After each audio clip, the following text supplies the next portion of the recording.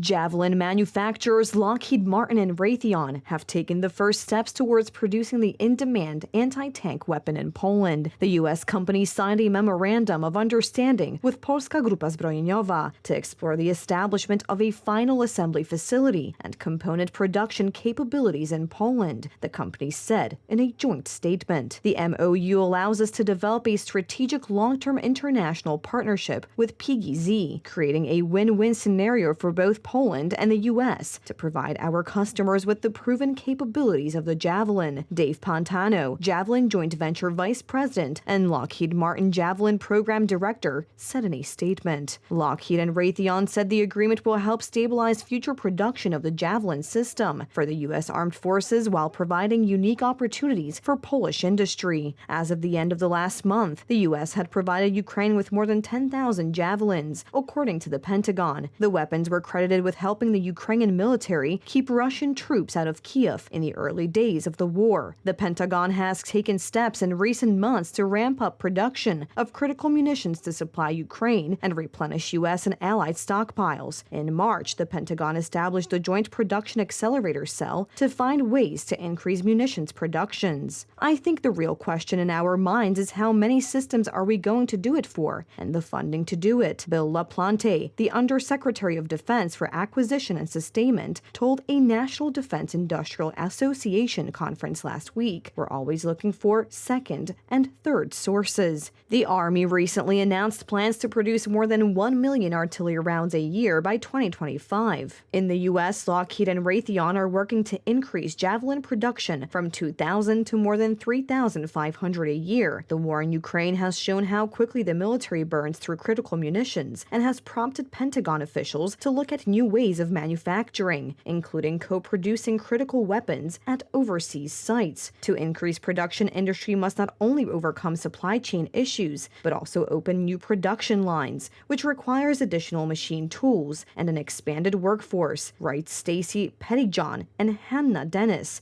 in a new Center for a New American Security report on increasing munitions production. Putting these pieces in place typically takes several years and requires significant investment. Manufacturing U.S. weapons overseas is not a new concept. Sikorsky, owned by Lockheed Martin, assembles Black Hawk helicopters in Poland. Lockheed also assembles F-35s in Italy and Japan, and recently announced a deal for Germany's Rheinmetall to build fuselages for the stealth fighters.